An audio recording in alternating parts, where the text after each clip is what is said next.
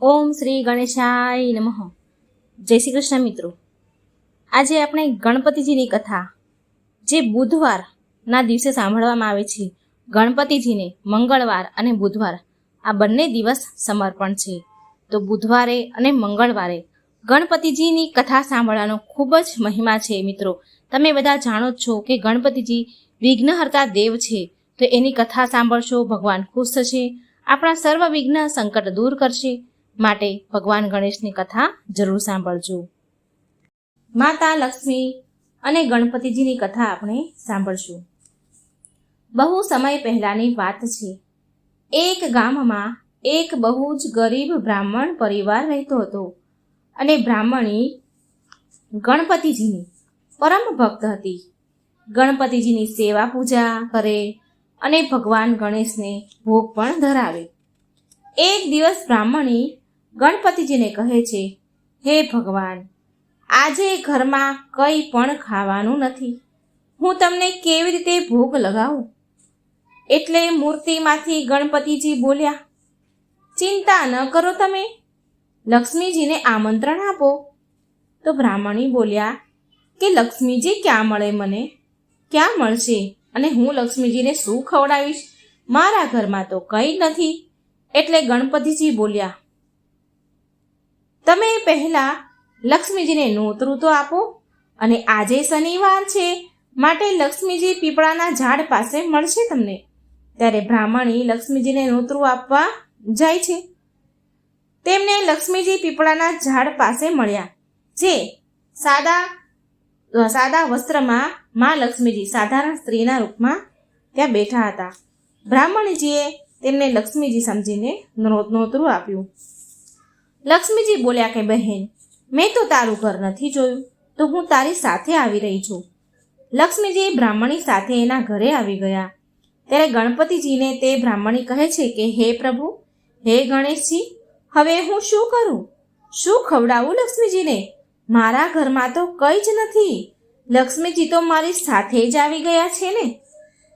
હું તો પાડોશીના ઘરે માંગીને પણ કેવી રીતે લાવું?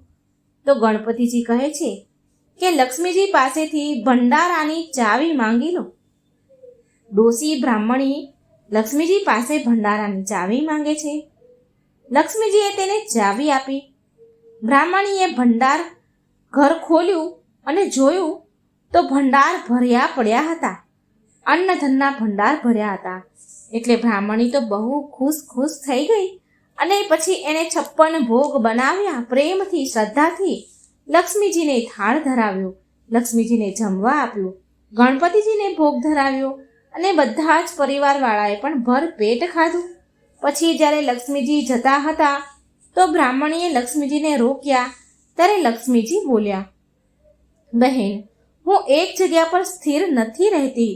હું બધાનું માન રાખું છું, બધાના ઘરે જાઉં છું અને બધાના ઘરે આવું પણ છું. અને જેવા જેના કર્મ છે તે અનુસાર, તે કર્મના અનુસાર તેને ત્યાં હું નિવાસ કરું છું. આમ કહીને લક્ષ્મીજી પછી ત્યાંથી ચાલ્યા ગયા. હે ગણપતિજી, જેવી કૃપા તમે બ્રાહ્મણી પર કરી એવી રીતે અમારા પર પણ કૃપા કરજો. હે માતા લક્ષ્મી, અમારા ભંડાર પણ એ બ્રાહ્મણીની જેમ ભરજો. તમારી આ વાર્તા જે કોઈ સંભળાવે કે કોઈ હોંકારો ભરે, એના અન્નધનના ભંડાર ભર્યા હંમેશા રાખજો. જય શ્રી ગણેશ, જય મા લક્ષ્મી. ગણપતિજી અને એક કંજૂસ સ્ત્રીની આ વાર્તા છે. ઓમ શ્રી ગણેશાય નમઃ. શ્રીચંદ નામનો એક વ્યક્તિ ભગવાન ગણેશનો બહુ મોટો ભક્ત હતો. તે ભગવાન ગણેશના બુધવારનું વ્રત રાખે. તો એક દિવસ રાતે સૂઈ રહ્યા હતા ત્યારે ભગવાન ગણેશ તેના સપનામાં આવ્યા અને કહે છે કે ભક્ત શ્રીચંદ, તું મારા બુધવારના વ્રત અને પૂજા સાચા હૃદયથી કરે છે, તો મારી એવી ઈચ્છા છે કે હવે આવતા બુધવારના દિવસે એક બાળકને જમવા માટે આમંત્રિત કરજે અને તેને પ્રેમથી ભોજન કરાવજે. આમ કરીશ એટલે તારા ઘરમાં સુખ, સમૃદ્ધિ અને શાંતિનો વાસ થશે. આમ કહીને ભગવાન અંતર્ધ્યાન થઈ ગયા. બીજા દિવસે સવારે શ્રીચંદ ઉઠ્યો ત્યારે આ સપનાની વાત તેની પત્ની નિર્મલાને કહી. શ્રીચંદની પત્ની નિર્મલા સ્વભાવથી બહુ કંજૂસ હતી. ક્યારે પણ કોઈને દાન પુણ્ય કરતી નહીં. એટલે નિર્મલા કહે છે અરે શ્રીચંદને કહે છે કે શ્રીચંદને, અરે તમે પણ શું સપનાઓમાં વિશ્વાસ કરો છો? અરે આમ બાળકોને જમાડવાથી જો સુખ સમૃદ્ધિ આવે તો આપણા ભળ્યા ભંડાર હોત ને. જો તમે કહો છો એ પ્રમાણે જો દાન પુણ્યનું કાર્ય કરતા રહીશું તો જે થોડું ઘણું ઘરમાં છે ને એ પણ લૂંટાઈ જશે. આ સાંભળી શ્રીચંદ બોલ્યા, અરે નિર્મલા, એક જ બુધવારની તો વાત છે, એક બાળકને જ તો જમાડવાના છે. એક થાળી જો કોઈને જમાડી પણ દઈશું તો તારું શું બગડી જશે? એટલે નિર્મલા બોલી, ઠીક છે, બુધવાર તો આવવા દો, ત્યારે જોયું જશે. પણ શ્રીચંદને ખબર હતી કે નિર્મલા ફરીથી આ કાર્ય માટે આનાકાની કરશે જ. માટે ફરી શ્રીચંદ નિર્મલાને યાદ અપાવે છે, નિર્મલા, કાલે બુધવાર છે હો, તને યાદ છે ને? કાલે આપણે ભગવાન ગણેશના નામનું ભોજન કરાવવાનું છે એક બાળકને. તું એક કામ કરજે, કાલે કોઈ નાના બાળકને જમવા માટે આમંત્રણ આપી દેજે, આપણે તેને પ્રેમથી ભોજન કરાવીશું. નિર્મલા કંજૂસ અને ચતુર એટલે મનમાં ને મનમાં વિચારે છે કે કોઈ એક જ છોકરાને ખવડાવવાનું છે ને, છોકરું ચાહે મોટું હોય કે નાનું હોય, મતલબ તો જમાડવાનો છે. જો હું કોઈ નાના એવા બાળકને જમાડીશ તો એ ઓછું જમશે અને મારું ખાવાનું બચી જશે. સાંજના સમયે મેદાનમાં બહુ બધા બાળકો રમતા હોય છે, ત્યાં જઈને જોઈશ અને એક છોકરાને જમવા બોલાવી આવીશ. અને આ તરફ ભગવાન ગણેશ કૈલાસ પર બધું જ જોઈ રહ્યા છે અને નિર્મલાની મનોવૃત્તિ જાણી લે છે અને કહે છે કે અચ્છા, એક નાના એવા બાળકને જમાડવા માટે નિર્મલા તો આટલું બધું વિચારી રહી છે. હવે તો મારે પરીક્ષા કરવી જ પડશે, હવે તો મારે લીલા કરવી જ પડશે. મારા નામનું જ ભોજન છે, હું પાછળ કેમ હટું? મને જ આમંત્રણ છે. સાંજના સમયે મેદાનમાં છોકરાઓ રમી રહ્યા હોય છે એટલે નિર્મલા મેદાનમાં સૌથી નાનું બાળક હોય તેને શોધવા લાગી. એટલે કૈલાસ પર્વત પર ગણેશજી વિચારે છે કે હવે મારે નાના બાળકનું રૂપ લેવું પડશે.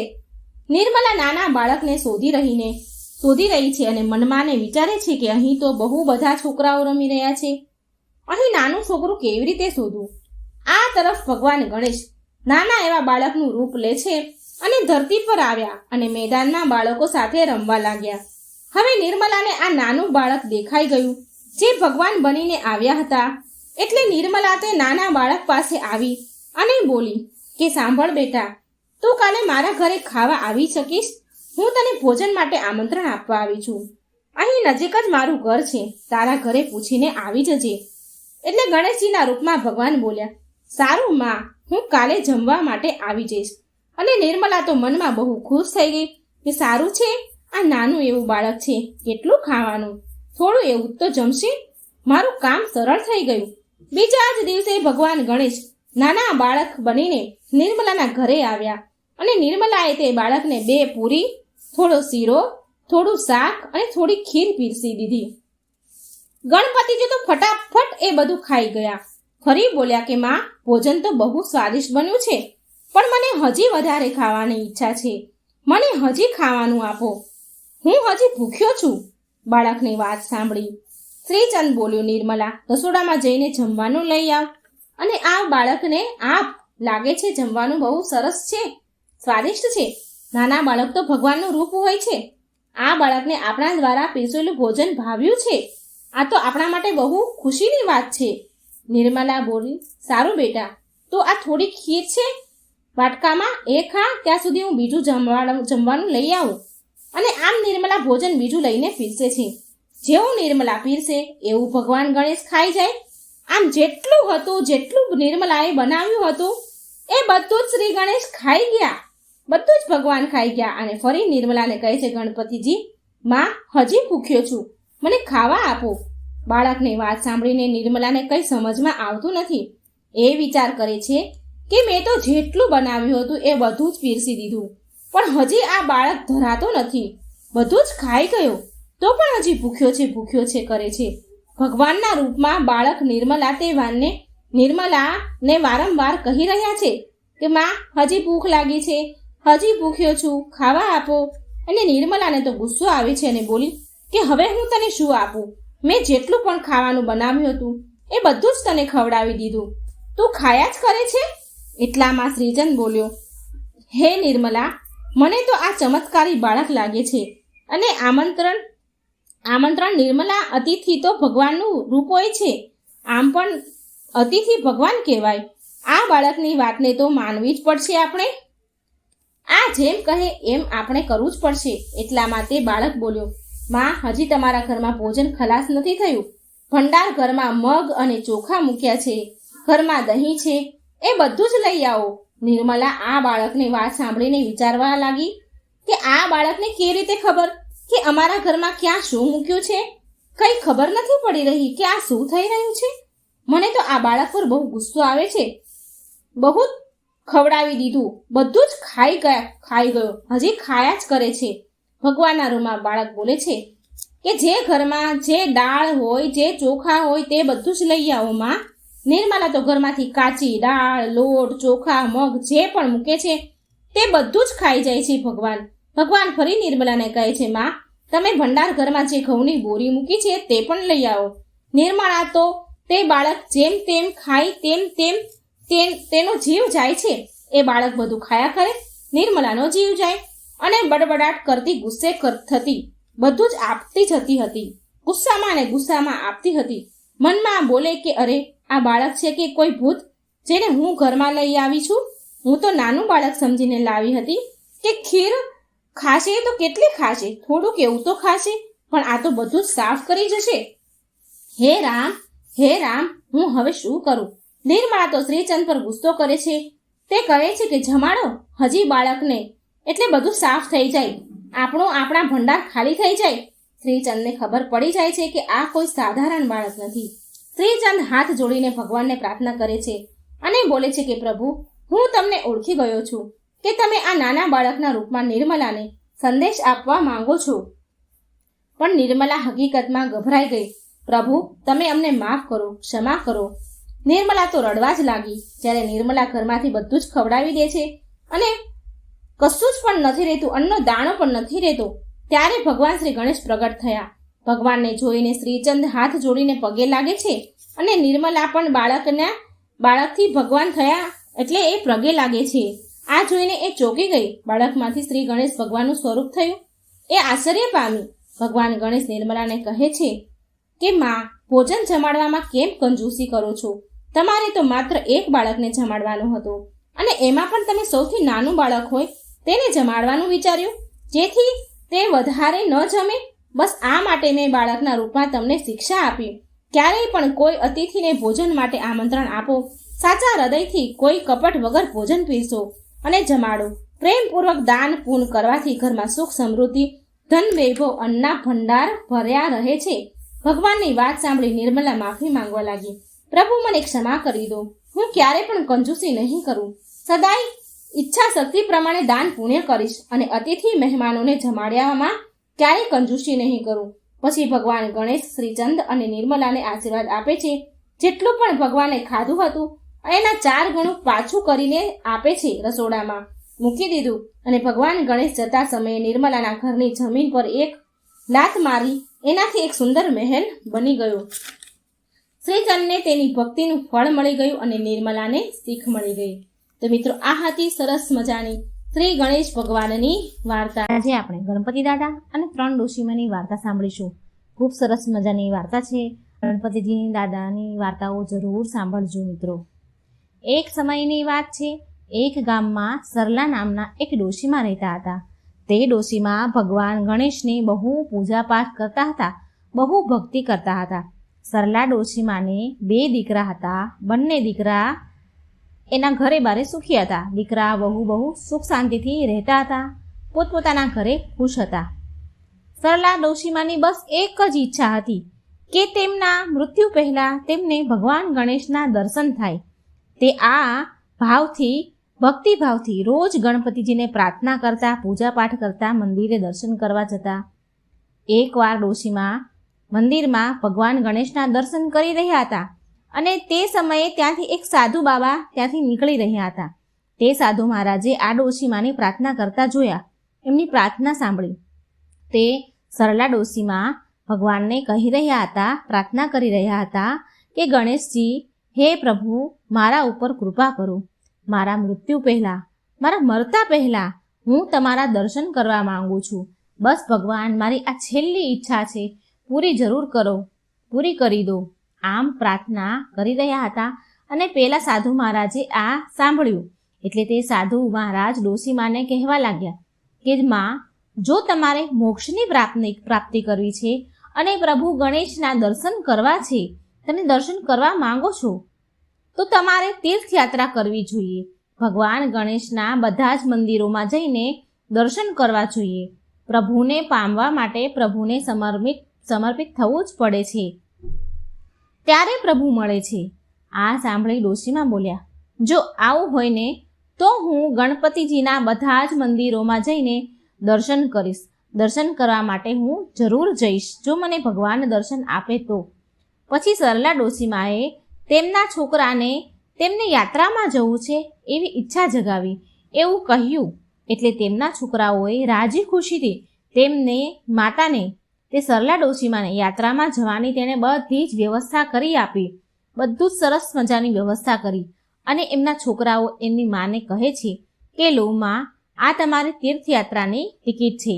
તમે શાંતિથી રાજી ખુશીથી તીર્થયાત્રામાં જાઓ અને પ્રભુના દર્શન કરો. સરલા ડોશીમાનો બીજો દીકરો બોલ્યો, માં, તમે એકલા યાત્રામાં કેવી રીતે જશો? કેવી રીતે કરશો? શું અમે કોઈ તમારી સાથે આવીએ માં? સરલા ડોશીમા બોલ્યા, ના ના ના મારા વાલા દીકરાઓ, તમે અહીં રહી તમારા પરિવાર અને બાળકોને સંભાળો, તમારી ઘર ગૃહસ્થીને સંભાળો. હું શાંતિથી યાત્રા કરી આવીશ. તેમની વહુ બોલી, માજી, અમને તમારી બહુ યાદ આવશે. તમે જલ્દી આવજો અને અમે તમારી વાટ જોઈશું. પછી સરલા ડોશીમાં તેમના દીકરાઓને ગળે મળીને ખુશ થયા, ખૂબ વાલ કર્યો, જેમ કે જ્યારે ફરી ક્યારે પાછા આવવાના જ નથી તેમ એ બધાને ગળે મળ્યા. ઘરના બધા સભ્યોને હળી મળીને એ ગયા. પછી યાત્રામાં જવા નીકળી ગયા. સરલા ડોશીમાં દેશના પ્રસિદ્ધ ગણપતિ દાદાના મંદિરમાં જઈને દર્શન કરતા અને ગણેશ ભગવાનના જાપ કરતા, એના નામના જાપ કરતા. ઓમ શ્રી ગણેશાય નમઃ, ઓમ શ્રી ગણેશાય નમઃ. આમ મંદિરે જઈને ભગવાનના જાપ કરતા, દર્શન કરતા. આમ શહેરોના મંદિરના દર્શનો માટે જાય છે. એકવાર સરલા ડોશીમાં બીજા કોઈ મંદિરના દર્શન કરવા માટે નીકળે છે, જાય છે, ત્યારે બહુ વરસાદ આવે છે. એ મંદિરે પહોંચી જ ગયા હોય છે. એ સમયે બહુ તેજ વરસાદ પડે છે. એટલે જે ત્યાંનું મંદિર હોય, ત્યાંની જે ધર્મશાળા હોય ત્યાં જાય છે, તેમાં રહી જાય છે, ધર્મશાળામાં રહે છે. ત્યાં ધર્મશાળામાં તેની મુલાકાત બીજી બે ડોશીમા સાથે થાય છે, જે તેના જેટલી જ ઉંમરની હોય છે. ધર્મશાળામાં આ ત્રણેય ડોશીમા બેઠા વાતો કરતા હોય છે. એમાં પેલી બે ડોશીઓ વાતો કરે છે. તેમાંથી એક કહે છે કે આ વરસાદ તો બંધ થવાનું નામ જ નથી લેતો. વરસાદ બંધ થઈ જાય તો કાલ સવારે ગણપતિજીના દર્શન સારી રીતે થઈ જાય, પણ આ વરસાદ તો ઊભો જ નથી રહેતો, કેટલો જોરમાં આવે છે, ઊભો રહેવાનું નામ જ ક્યાં લે છે. વાતાવરણ પણ બહુ ઠંડુ થઈ ગયું છે, બહુ ઠંડી લાગી રહી છે, લાય ધાબળો કાઢીને ઓઢી લઉં. એટલે બીજા ડોશીમાં પણ બોલ્યા, જે એની જોડે હતા, કે હું પણ નવી સાલ કાઢી લઉં, બહુ ઠંડી લાગે છે, વાતાવરણ ઠંડુ થઈ ગયું છે. મારા છોકરા અને વહુએ મારા માટે નવી સાલ અને ધાબળો ખરીદીને લઈને આપ્યો છે મને, મારી જાત્રા માટે. મારી સાલ અને ધાબળો બહુ મોંઘા લાવ્યા છે મારા વહુ અને દીકરાઓ. સરલા ડોશીમાં આ બંને ડોશીમાની વાતો સાંભળે છે. તે બંને ડોશીમાં તેના ઘર પરિવારની વાતો કરી રહ્યા હતા અને સરલા ડોશીમાં ભગવાન ગણેશના નામનો પાઠ કરી રહ્યા હતા. આ તરફ કૈલાસ પર ભગવાન ગણેશ તેમની દિવ્ય દ્રષ્ટિથી આ બધું જ જોઈ રહ્યા હતા. ભગવાન ગણેશને વિચાર આવ્યો કે હું આ ત્રણેય ડોશીમાની પરીક્ષા લઉં. આમ વિચાર કરી ભગવાન ગણેશ એક ભિખારીનું રૂપ લઈને ધરતી પર આવ્યા. બહુ તેજ જોરદાર વરસાદ આવી રહ્યો હતો. એટલે ભારે વરસાદમાં ભગવાન ગણેશ ભિખારી બનીને ત્યાં ધર્મશાળામાં આવ્યા, જ્યાં આ ત્રણેય ડોશીમાં રોકાયા હતા. અને વરસાદમાં પલળતા બૂમ પાડીને કહી રહ્યા છે કે આ વરસાદમાં મારા પૂરા કપડાં ભીના થઈ ગયા છે. માં, મને બહુ ઠંડી લાગી રહી છે, મને કંઈ ઓઢવાનું આપો ને, હું બહુ ધ્રુજી રહ્યો છું, મારા કપડાં ભીના થઈ ગયા છે, હું ઠરી રહ્યો છું, મને કંઈ ઓઢવાનું આપો ને, મને કોઈ તમારી સાલ કે ધાબળો હોય તો આપો ને. આ ભિખારીનો અવાજ અંદર બેઠેલા આ 3 ડોશીઓ સાંભળે છે. સૂતા સૂતા આડા પડતા પડતા આ બધું એને અવાજ સંભળાઈ રહ્યો છે ભિખારીનો. અને એમાં પહેલી એક ડોશી વિચાર કરે છે કે આ ભિખારી ક્યાંક મારો ધાબળો ના માંગી લે. એમ કરી આ મારો ધાબળો માંગી લેશે તો હું શું કરીશ? સૂતા સૂતા સાંભળે છે, પણ મનમાં આમ વિચાર કરીને કે એવું વિચારે કે ક્યાંક માંગી લેશે તો હું ઘાટી ઊંઘમાં સૂતી હોય એવું નાટક કરું, એટલે મારો ધાબળો, મારી સાલ બચી જાય. બીજી ડોશી પણ આવી રીતે આડા પડ્યા આવું વિચાર કરે છે સૂતા સૂતા કે મારી સાલ અને ધાબળો તો બિલકુલ નવા છે. જો મારી સાલ કે આ ધાબળો ભિખારીએ માંગી લીધો તો હું શું ઓઢીશ, હું શું કરીશ? એમ પર મારી વહુ અને મારા દીકરાએ આ સાલ અને ધાબળો મને નવા લઈ આપ્યા છે. હજી તો મારે આ સાલ અને ધાબળો કેટલાય વર્ષો વાપરવાના છે. ના ના ના ના, મારો આ સાલ અને ધાબળો તો હું નહીં જ આપું. હું પણ સૂવાનું નાટક કરું, નહીં તો મારી નવી સાલ મારા હાથમાંથી ચાલી જશે. આમ વિચાર કરી એ પણ સૂવાનું, એ ડોશીમાં પણ સૂવાનું નાટક કરે છે. પણ સરલા ડોશીમાં તો બહુ દયાળુ હતા, ખૂબ સારા સ્વભાવના હતા.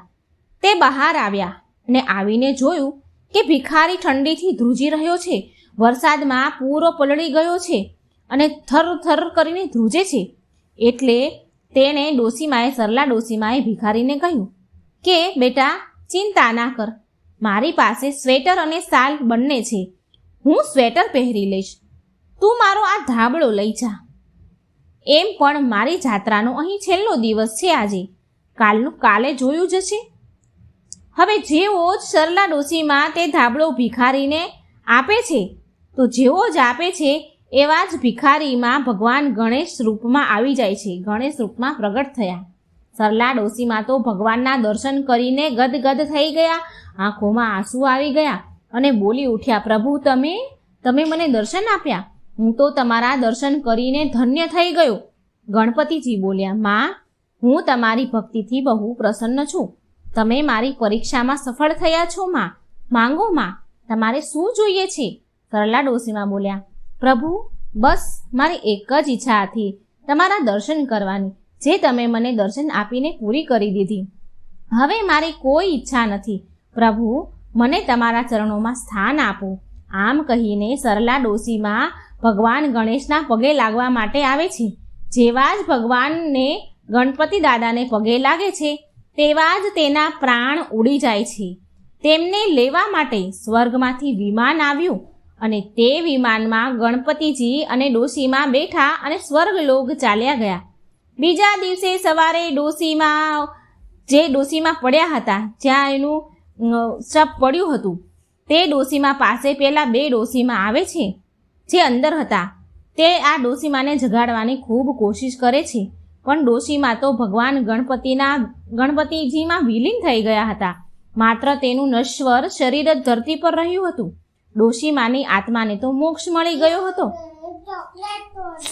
આસપાસના લોકોએ પણ આ ડોશીમાને જોયા અને બોલ્યા, આ માજી તો ભગવાનના ઘરે ચાલ્યા ગયા છે. પછી પેલી 2 ડોશીઓ મંદિરના દર્શન કરીને પોતપોતાને ઘરે ગઈ અને સરલા ડોશીમાના વહુ અને દીકરાએ તેની માતાના અંતિમ સંસ્કાર કર્યા. તેમના દીકરાઓ જાણતા હતા કે તેમની માતાની આત્માને ભગવાન ગણેશે મોક્ષ પ્રદાન કરી દીધો છે. તો મિત્રો, આ હતી સરસ મજાની ગણપતિજી અને ડોશીમાની વાર્તા. જો મારી વાર્તા સારી લાગે તો મારી ચેનલને લાઇક, સબસ્ક્રાઈબ અને શેર જરૂર કરજો. કોમેન્ટ બોક્સમાં ગણપતિજીનું નામ જરૂર લખજો. ગણપતિ દાદાની ખીરની આ વાર્તા છે. જ્યારે ગણેશજી બાળક બનીને પહોંચી ગયા એક ડોશીમાના ઘરે, પછી શું થયું તો ચાલો સાંભળીએ. મિત્રો, એકવાર ગણપતિજી બેઠા બેઠા આરામ કરી રહ્યા હતા તો તેમને વિચાર આવ્યો કે બાળક બનીને પૃથ્વી પર ભ્રમણ કરવા જાઓ અને મારા ભક્તોની પરીક્ષા લઉં આજે તો, એમ વિચાર કરે છે. આમ વિચાર કરી ગણપતિ દાદાએ એક નાના બાળકનું રૂપ લીધું અને ધરતી પર આવ્યા. ગણપતિજીએ એક ચમચીમાં દૂધ અને બીજી મુઠ્ઠીમાં ચપટી ચોખા લીધા અને ગામમાં આવ્યા અને ત્યાં ફરવા લાગ્યા અને ગામમાં ઘરે ઘરે જઈને ગામના લોકોને કહે છે કે કોઈ મારા માટે ખીર બનાવી દો ને, કોઈ મારા માટે ખીર બનાવો ને, મને ખીર ખાવી છે.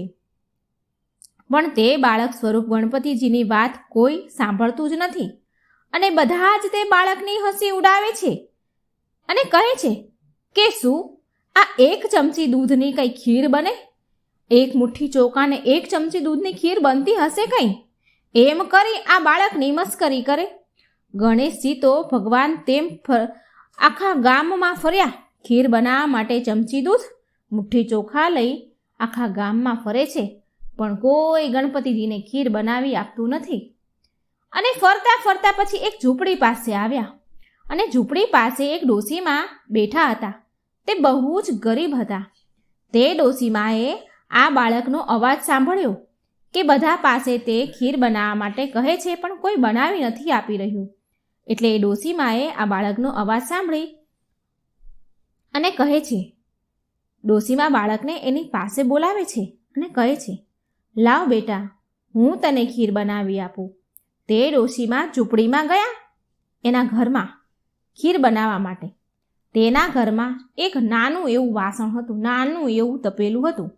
તેમાં ડોશીમાએ તે બાળક પાસેથી એક ચમચી દૂધ અને મુઠ્ઠી ચોખા લીધા અને તે વાસણમાં નાખ્યા, તપેલીમાં નાખ્યા અને તે તપેલું ખીરનું ચૂલા ઉપર ચડાવી દીધું. એટલે તે વાસણ તો આખું છલોછલ ભરાઈ ગયું. એટલે તે ડોશીમાએ બીજું વાસણ લીધું, તેમાં જે બધી ઉભરાતી હતી એ ખીર નાખી. તે વાસણ પણ ભરાઈ ગયું. ડોશીમા પાસે હવે જેટલા પણ વાસણ હતા, મોટા મોટા તપેલીઓ કે જે પણ વાસણ હતા એ બધા લીધા. ખીર ઉભરાતી જ ગઈ અને ડોશીમા તપેલા ભરતા જ ગયા. બધા જ વાસણો ખીરના ભરાઈ ગયા. એટલે તે ડોશીમાએ બોલ્યા, તે બાળકને કહે છે કે બેટા, મારા ઘરમાં જેટલા હતા એ બધા જ વાસણ ભરાઈ ગયા છે. એટલે તે બાળક બોલે છે, ગણપતિજીના સ્વરૂપમાં તે બાળક કહે છે કે તમે બીજા મોટા વાસણ પાડોશમાંથી લઈને માંગી લો અને એમાં ભરો. એટલે તે ડોશીમાં પાડોશીના ઘરે જાય છે અને મોટી તપેલીઓ ઉછીની માંગે છે અને ઘરે લઈ આવે છે. પણ ઘરે લઈ આવે છે તો એ બધા જ વાસણ મોટા મોટા તપેલા પણ આખા છલોછલ ખીરથી ભરાઈ ગયા. એટલે તે ડોશીમાં બોલ્યા કે અરે બેટા, આ તો બહુ બધી ખીર બની. આટલી બધી ખીરનું શું કરીશું આપણે તો તું તો નાનો બાળક છો, આટલી બધી ખીરનું શું કરીશ? એટલે તે બાળક બોલ્યો, માં, તમે એવું કરો, આખા ગામમાં ખીર ખાવાનું નોતરું આપી આવો. એટલે તે ડોશીમાં જઈને પૂરા ગામમાં ખીર ખાવાનું નોતરું આપવા જાય છે. આજે બધા મારા ઘરે ખીર ખાવા આવજો. આમ ઘરે ઘરે ગામના એક બધા જ ઘરે એ ડોશીમાં ખીર ખાવાનું નોતરું આપવા જાય છે. પણ મિત્રો, તે ડોશીમાં બધા જ ગામના લોકો તે ડોશીમા ઉપર હસવા લાગ્યા કે આ ડોશી તો એટલી બધી ગરીબ છે કે બધા પાસે રોજ ખાવાનું માંગતી ફરે છે.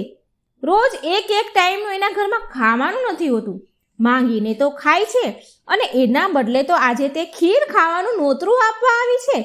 એમ કરીને હા કરીને બધા ડોશીમાની મજાક ઉડાવે છે, ખૂબ ડોશીમા ઉપર હસે છે. અને ઘણા લોકો એવું બોલે છે, મજાક ઉડાવતા કહે છે કે તેના ઘરે ખીર ખાવા જઈએ. તે ખીર કેવી ખવડાવશે એ આપણે જોઈએ. આપણે ઘેરથી જમીને જ જઈશું, નહીં તો ભૂખ્યું જ રહેવું પડશે. એ શું ખીર ખવડાવવાની હતી? અને ઘણા લોકો એવું કહે છે, અરે ખાવાનું તો ઘરે આવીને પણ ખાઈ લેવાય ને. આજે આપણે જોવા તો જઈએ કે આ ડોશીએ કેવી ખીર બનાવી છે ને કેવી ખીર ખવડાવે છે. આપણે પહેલાં જઈશું, નહીં મળે તો ઘરે આવીને ખાઈશું. આવું લોકો વાતો કરે છે. જેવી જ તે વૃદ્ધ ડોશીમાં ખીર ખાવાનું નોતરું આપવા માટે ગયા તો તેની વહુએ પાછળથી એવું વિચાર્યું, ખબર નહીં મારી માટે આ ખીર વધશે કે નહીં. મારા સાસુ તો આખા ગામમાં નોતરું આપવા ગયા છે, આ ખીર વધે નહીં. એટલે તેની વહુએ કાંસાની થાળી લીધી અને ખીર નાખી અને બોલી, જય હો ગણેશ મહારાજ, તમને ભોગ લાગે. આમ બોલી તેણે ખીર ખાવાનું શરૂ કરી દીધું.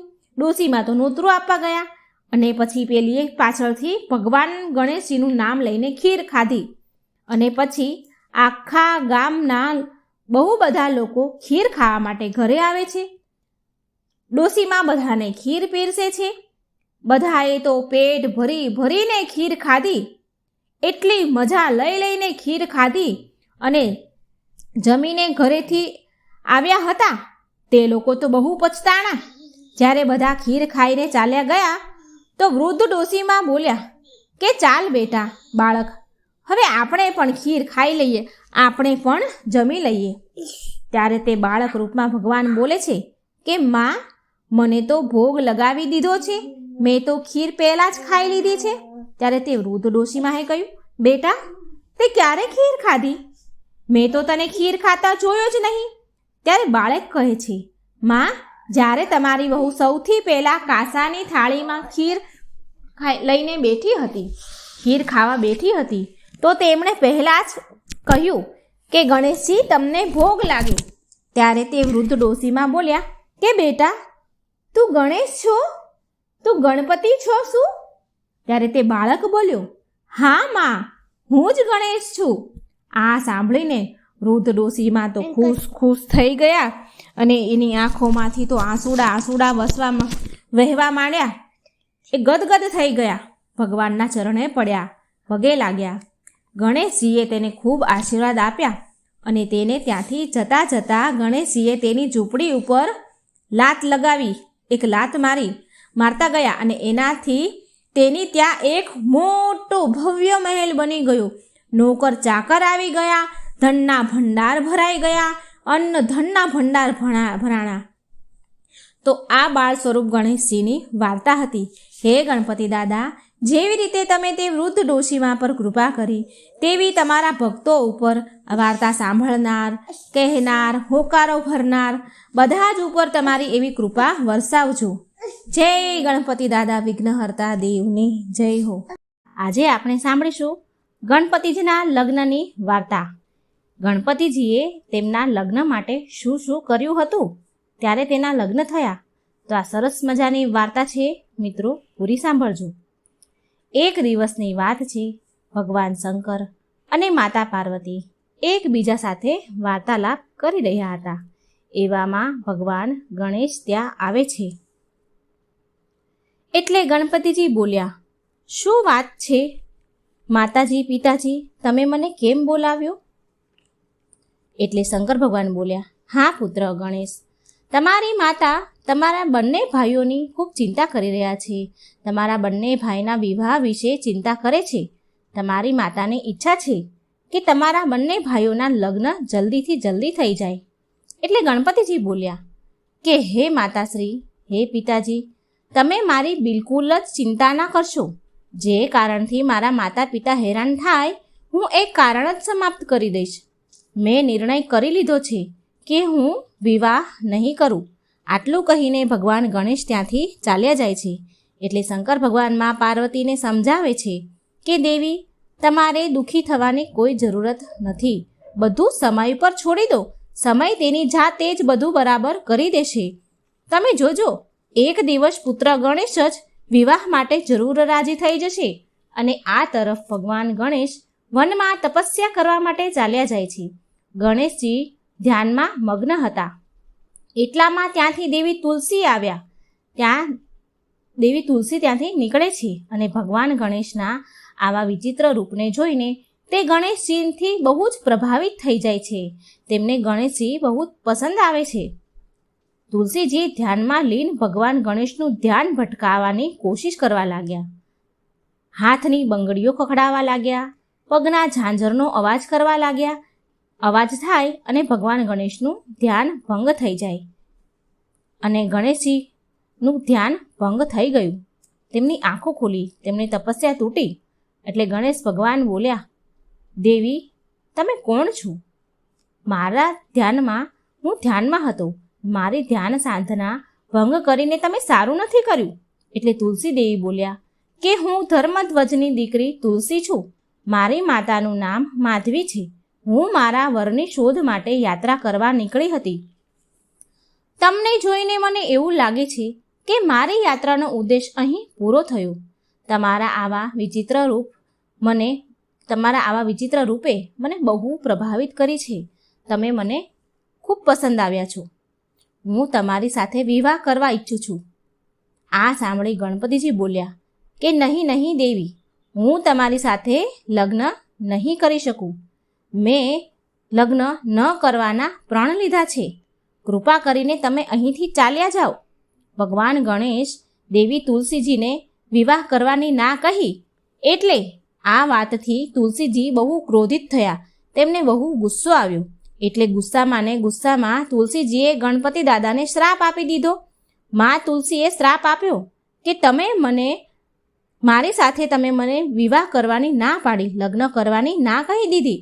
પણ એક સમય એવો આવશે કે તમારા 2 લગ્ન થશે. 2 પત્નીઓ સાથે તમે તમારું જીવન વ્યતીત કરશો.